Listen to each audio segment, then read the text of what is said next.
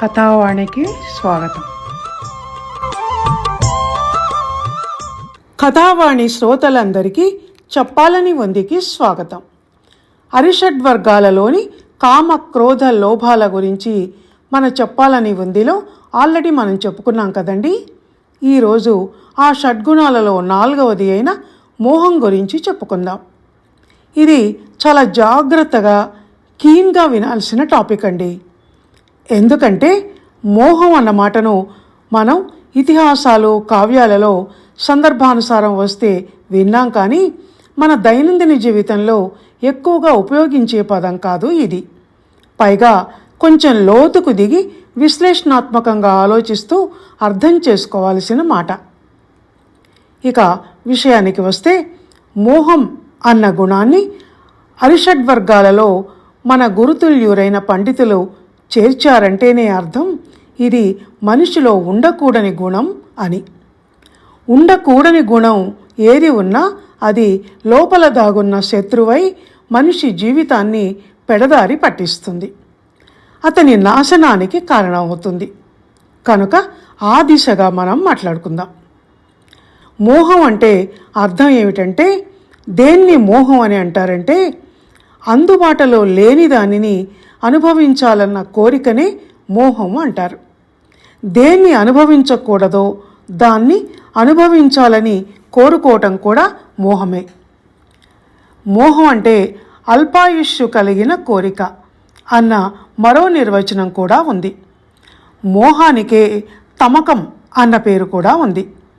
తమకం అంటే ఆతురత, ఆతృత, కుతూహలం, ఆబ, ఆరాటం, ఉబలాటం, కళ్ళెల్లేని కామం, కుతి, తత్త అన్న అర్థాలు ఉన్నాయి. ఈ మోహానికి అనుబంధ పదం లాంటిదైన మరొక పదం ఉంది, అది వ్యామోహం.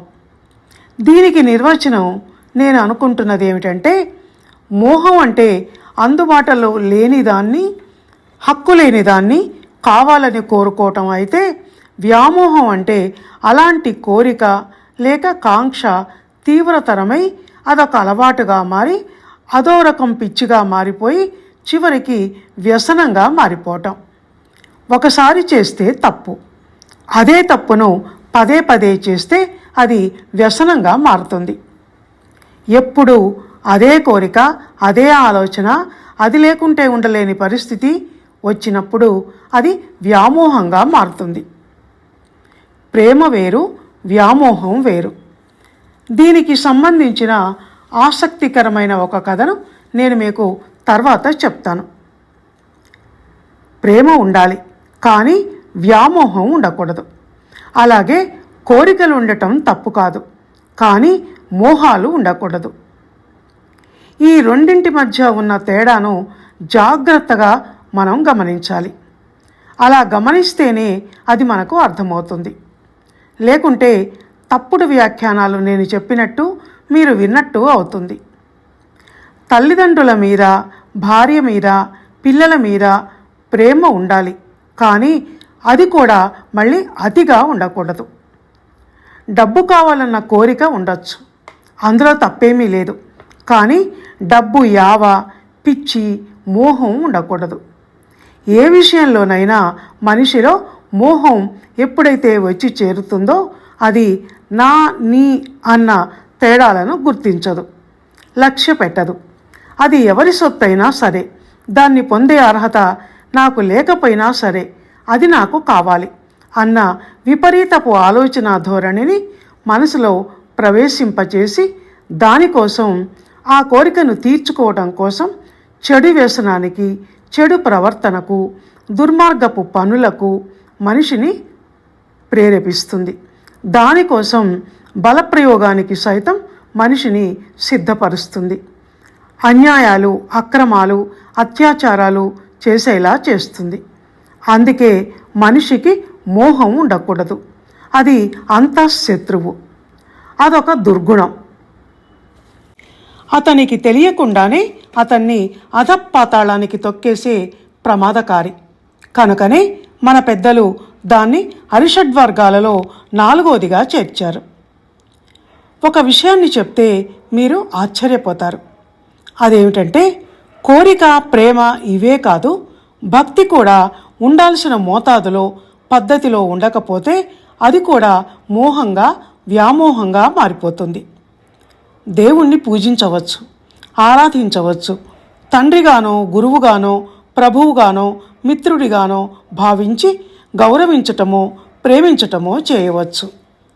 కానీ భక్తి మరీ ఎక్కువైపోయి నా అంత గొప్ప భక్తుడు లేడని అహంకరించి తపస్సుతో దేవుణ్ణి ప్రత్యక్షం చేసుకొని ప్రకృతి విరుద్ధమైన లేక ఎదుటి వాళ్లకు అపకారం చేసే అడ్డమైన కోరికలను కోరితే అరిషడ్వర్గాలు మనిషి నాశనానికి ఎలా కారణం అవుతాయో అలా అడగకూడని కోరికలు కూడా అతని నాశనానికి కారణం అవుతాయి. బతుకు మీద మోహంతో నాకసలు చావే ఉండకూడదని కోరుకొని భస్మాసురుడు, హిరణ్యకశిపుడు, మహిషాసురుడు ఇలా ఎంతోమంది రాక్షసులు వాళ్ల చావును వాళ్లే కొని తెచ్చుకున్నారు. అందుకే ఆధ్యాత్మిక పండితులు ఏం చెప్తారంటే, సామాన్య జనులకు భక్తిపై ఉన్న వ్యామోహం యోగ సాధన మీద ఉండదు అని. మాయామోహితమైన భక్తి వల్ల ప్రయోజనం ఉండదు. నిజానికి వ్యామోహం సైతం ఒక యోగ మాయనే. దాన్ని ఛేదించటానికి నిత్యం యోగ సాధన చేయాలి అని. సరే, అవన్నీ పెద్ద పెద్ద విషయాలు కనుక వాటి జోలికి మరీ ఎక్కువగా మనం పోకుండా మళ్ళీ లౌకిక విషయాల్లోకి వద్దాం. మోహం, వ్యామోహం అనగానే ఎవరికైనా ముందుగా మనసులో స్ఫురించేది స్త్రీ పురుష శృంగారం. అయినా ఇంకా ఎన్నో మోహాలు, వ్యామోహాలు ఉన్నాయని ఆల్రెడీ చెప్పాను. దానికి మరికొంత వివరణను ఇప్పుడు ఇస్తాను. స్త్రీ మీద పురుషుడికి కోరిక ఉండటం తప్పు కాదు. ఆ కోరికను తీర్చుకోవటానికే వివాహ సంప్రదాయం, గృహ వ్యవస్థ మనకు ఏర్పాటు చేయబడ్డాయి.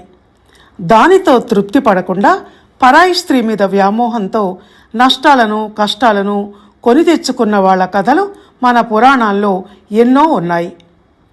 ఉదాహరణగా ఒక్క రావణాసురుడి చాలు. గౌతమ మహర్షి భార్యను కామించిన ఇంద్రుడు మరో ఉదాహరణ. ద్రౌపదిని అవమానించిన దుర్యోధనుడు, 6వ భర్తగా తనను స్వీకరించమని అవహేళన చేసిన కర్ణుడు, వీళ్ళు కూడా ఈ కోవలోకే వస్తారు.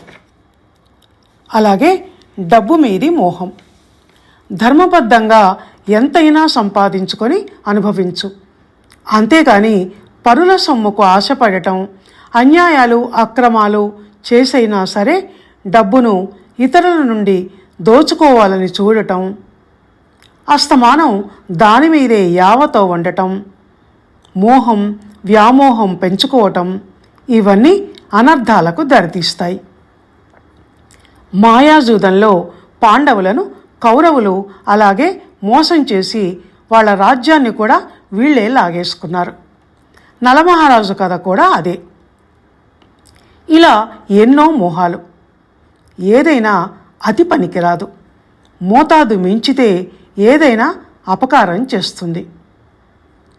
ఇక చివరిగా ప్రేమ వ్యామోహంగా మారితే అన్న విషయం మీద ఒక కథ చెప్తానన్నాను కదా, అది చెప్పి ముగిస్తాను. హిందీలో రామాయణాన్ని రాసిన తులసీదాసు జీవిత కథ అండి ఇది. తులసీదాసు చిన్నతనంలోనే తల్లిదండ్రులను పోగొట్టుకొని ఒక గురువు దగ్గర కొడుకుగా, శిష్యునిగా పెరుగుతూ విద్యాభ్యాసం చేసి మంచి భక్తుడిగా ఎప్పుడూ రామనామ జపం చేస్తూ ఉండేవాడట. అతనికి ఆ పెంచిన తండ్రే రత్నావళి అనే ఒక అందమైన అమ్మాయితో సంబంధం చూసి పెళ్లి జరిపించాడు. ఆమె అందానికి దాసుడైన తులసీదాసు రామభక్తిని వదిలిపెట్టి అస్తమానం ఆమె కొంగు పట్టుకుని తిరుగుతూ ఆమెను ఇంట్లో పడక గదిలోనే బంధించి ఉంచి ఆమెతో భోగాలు అనుభవిస్తూ ఉండేవాడట. ఆ భర్త అతి ప్రేమను చూసి విసిగిపోయిన తులసీదాసు భార్య ఒకరోజు చెప్పకుండా పుట్టింటికి వెళ్ళిపోయింది. దాంతో ఆమె వియోగాన్ని భరించలేని తులసీదాసు జోరున కురుస్తున్న వానలో భార్యను కలవటానికి అత్తింటికి ప్రయాణమై వెళ్ళాడు. దారిలో యమునా నదికి బాగా నీళ్లొచ్చాయి. దాటడానికి నావేమీ లేదు. అదే సమయానికి బురద నీటిలో నుంచి అటుగా కొట్టుకొస్తున్న ఒక శవం కనిపించింది. దాన్ని చూసి దొంగ అనుకొని దాని ఆధారంగా అతి కష్టం మీద నదిని దాటి వెళ్ళాడు.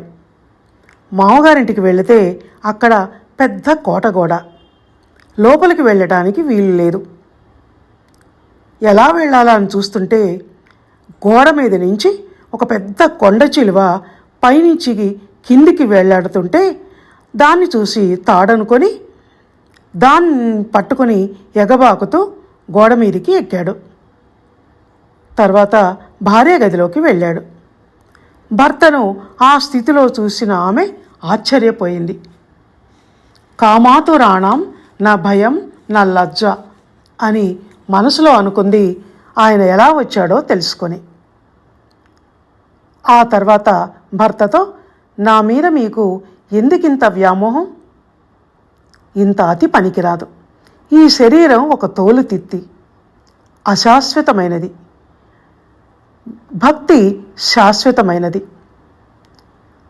అలాంటి దాన్ని వదిలిపెట్టి ఈ క్షణికమైన మోహం కోసం రామనామ జపాన్ని మానేశారు అని అనేసరికి ఆమె హితబోధకు జ్ఞానోదయం కాగా కళ్ళు తెరుచుకొని తిరిగి రామభక్తిలో మునిగిపోయి రామాయణం రచించాడు. ఇది తులసీదాసు కథ. భార్య మీద సైతం ప్రేమ ఉండాలి కానీ కామం మోహం ఉండకూడదు అని చెప్పే కథ. ఇప్పటికే చాలా చెప్పాను కదండి. ఇక ఇంతటితో ముగించి సెలవు తీసుకుంటాను. ధన్యవాదాలు.